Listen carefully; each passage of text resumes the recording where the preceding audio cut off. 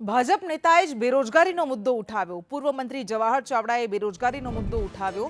બેરોજગારી માટે જવાહર ચાવડા એક અભિયાન શરૂ કરશે। બેરોજગારીથી લોકોને થયેલી મુશ્કેલી અંગે તેમણે સૂચનો માંગ્યા। લોકોને સૂચનો આપવા માટે જવાહર ચાવડાએ અપીલ કરી છે। પૂર્વ મંત્રી જવાહર ચાવડા કોંગ્રેસમાંથી ભાજપમાં ગયા હતા અને હવે તેઓ ભાજપ સામે ઘણા બધા મુદ્દાઓને લઈને અવાજ ઉઠાવતા નજરે પડતા રહે છે।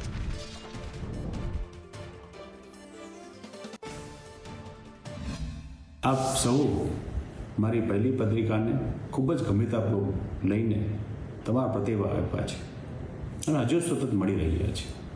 બેરોજગારી આજે ઘર ઘરની સમસ્યા બની ગઈ એવું લાગે છે। કેટલા વહીવટ ડખે ચડી ગયા છે। નોકરી નથી એટલે છોકરી નથી મળતી, લાયકાત મુજબ કામ નથી મળતું, કરવું છે પણ કામ નથી મળતું। શહેરી અને ગ્રામ્ય વિસ્તારોમાં આ સમસ્યા સરખી છે અને આની રીતે કેટલાય પ્રશ્નો ઊભા થયા છે। આપણે ગામ છોડી બહાર મજૂરી કરવા મજબૂર બન્યા છે।